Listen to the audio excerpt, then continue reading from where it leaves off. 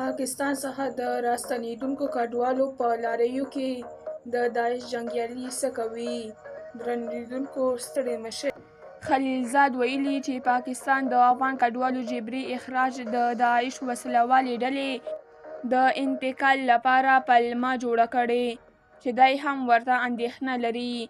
خلیلزاد دا اندېښنه د خپلو باخبره سرچینو په خوله داسې مهال څرګندوي چې څو ورځې وړاندې د پاکستان لومړي وزیر شهباز شریف لندن کې رسنیو ته وویل چې طالبان باید په افغانستان کې وسله والې ډلې کنټرول کړي. پاکستان نه یوازې د افغانستان په خاوره کې د داعش وسله والې ډلې د موجودیت خبره کوي، بلکې له دې وړاندې یې د ټي ټي پي په ګډون د نورو ډلو موجودیت او پټنځایونو هم د ځان لپاره اندېښنه بللې ده.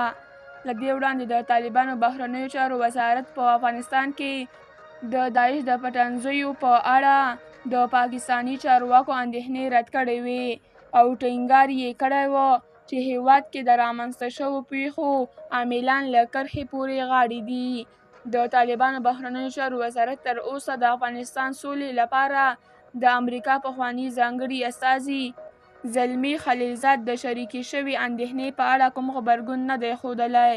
د یادونې وړ ده چې پاکستان د روانې اپریل له لومړۍ نیټې د افغان کډوالو د اخراج دویم پړاو کې لسګونه زره افغانان د تورخم او سپین بولدک له لارو افغانستان ته په جبري توګه اړوي چې د سرپناه، روغتیا او خوړو ستونزو سره مخ دي. درنو لیدونکو له ملتیا مو مننه.